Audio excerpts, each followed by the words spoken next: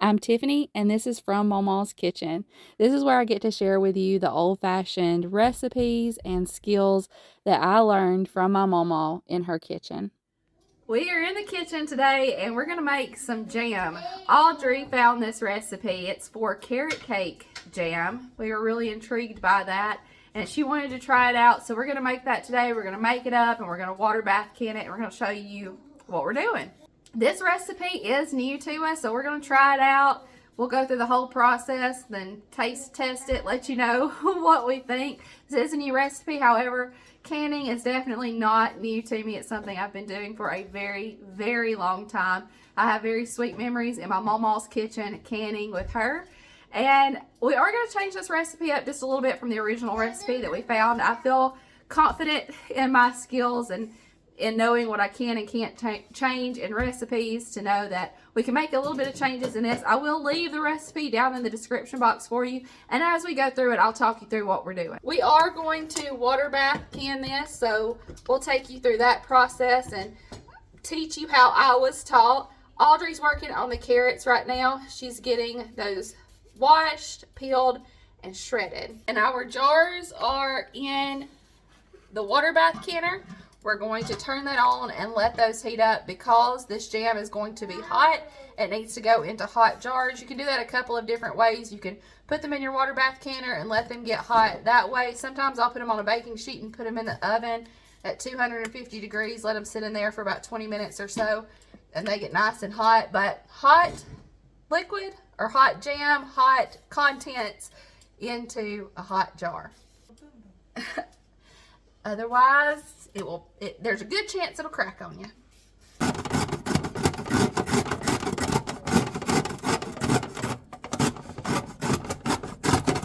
Get your fingers.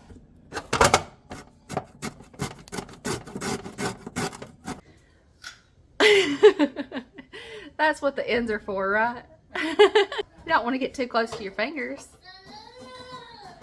We're going to work on getting all of the components of the jam ready, and then we'll put it all out and show you what you need.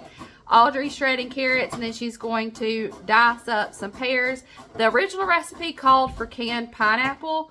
What we did this year is we had some zucchini pineapple that we canned, and we've been using that in place of pineapple. So we chunked up zucchini and canned it in pineapple juice. It tastes just like pineapple, y'all. I'm going to get a jar of that out. We'll get everything set out and show you what you need for this recipe.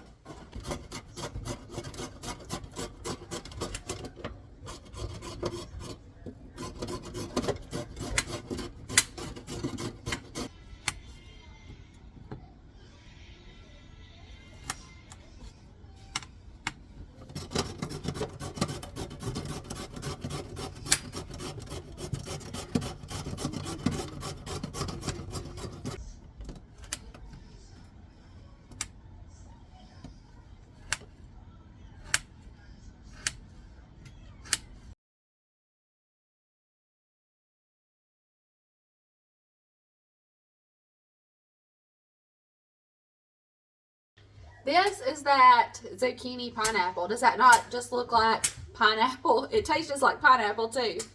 Here in this pot or this pan, we've got 1.5 cups of shredded carrots, 1.5 cups of diced pears, and then 1 3/4 cups of pineapple with juice. This is our zucchini pineapple with the juice. And then we have a teaspoon of cinnamon and 1/2 teaspoon of cloves. You could also do a 1/2 teaspoon of nutmeg, but we didn't have any, so we're just gonna leave that out today. And we're gonna put 3 tablespoons of lemon juice in with this, and we're gonna turn the heat on and let this start to cook and everything soften about 15-20 minutes. Then we'll come back and add the last few ingredients.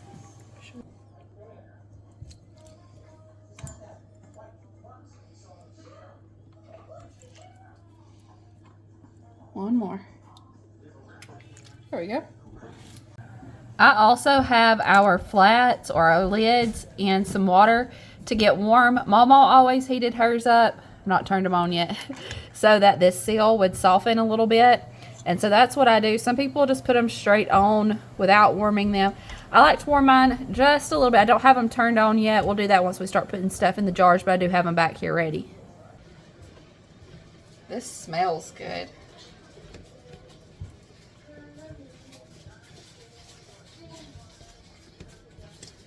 smells like fall and winter time. Oh, he agrees.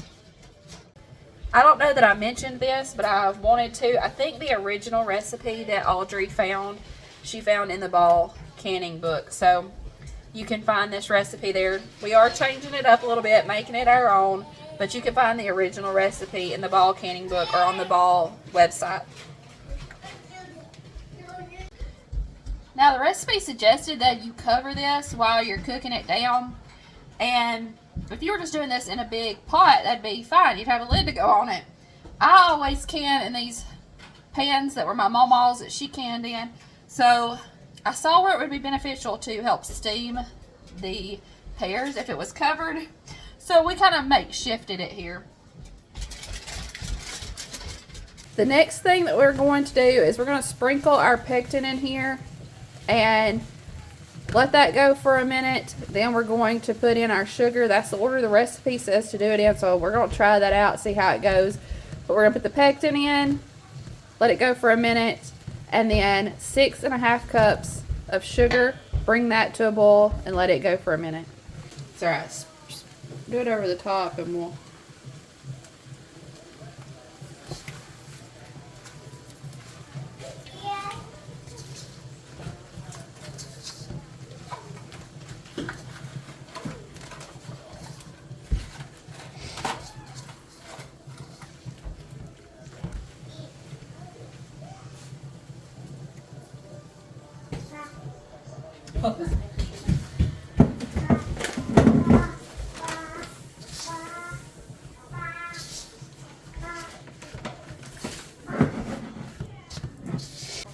You want to go ahead and add the rest of your sugar in?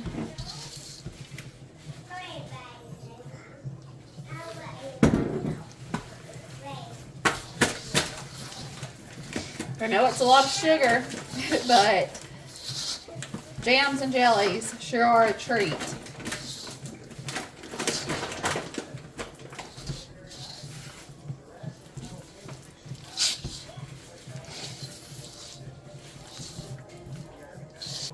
Let's get this back up to a boil.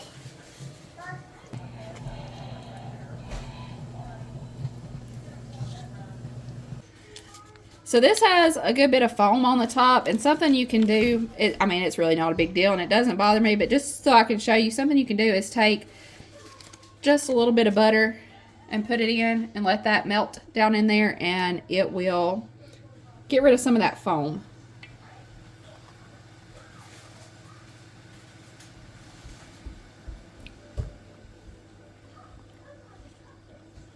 That was just a little bit of butter, not even a tablespoonful.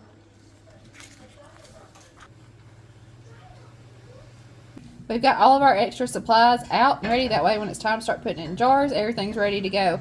I like to sit my jar on something, that way any drips or mess is contained. We've got a funnel to help get our contents down into the jar. I like to debubble just with a butter knife, help push any bubbles out of the jar. I also have a napkin towel here with a little bit of vinegar on it to wipe around the rims. And then this handy little tool here helps pick our lids up out of our warm water. We turn those on and have those so that the seals can get nice and soft, and this helps pick those up out of that. And then this helps pick our jars up and move them around when they're hot. I got most of these things in a kit, and I do have them linked in my Amazon storefront. Scooted everything down so we could get that jam off of the heat. So we filled our jar. We've got about a 1/2 inch of headspace. That means space from the top of the jar to our contents. And then she's going to take the funnel out and debubble it. Just run that butter knife, push any bubbles that might be in there up to the top. Sometimes when you do that, you may have to go back and add a little bit. It may sink down in the jar some, but I think that one's going to be good. And then she's going to wipe the top with our paper towel. Make sure there's nothing sticky on that rim. If there is, sometimes it can prevent a good seal. Then she'll just put the flat on and then the ring, and she'll put it fingertip tight. You don't want to crank it down real tight, just as tight as you can get it with your fingertips.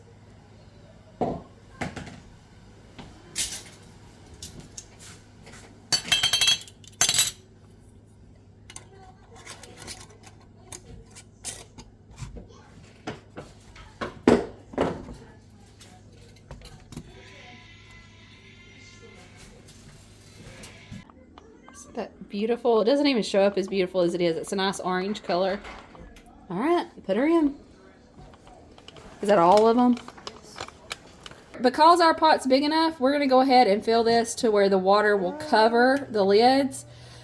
Like I mentioned earlier, I have definitely used pots before that I could not cover my jar completely. As long as it was up to the neck of the jar, I've always had them sealed just fine. But because we can, we're going to cover these completely with water, get it to a full boil. How long are these supposed to process, Audrey? I think 10 minutes. 10 minutes. Once it's at a full boil, that's when our time will start for our processing time.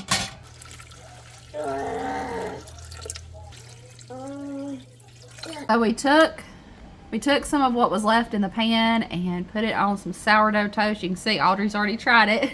What's the verdict? It's good. It is good. I'm gonna try me some now.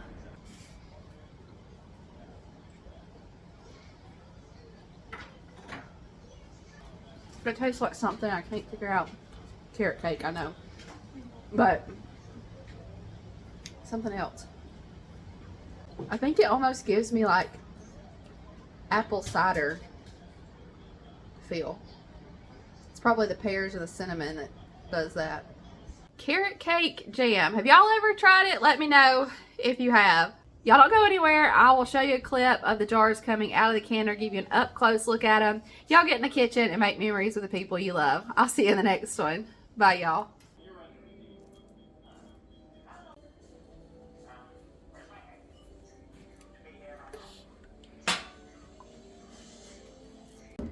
These are already starting to seal, and I wanted to mention that in case you're new to canning. And y'all, these ForJars lids, I'll leave a link to those down in the description box. They are the best canning products I think I've ever used.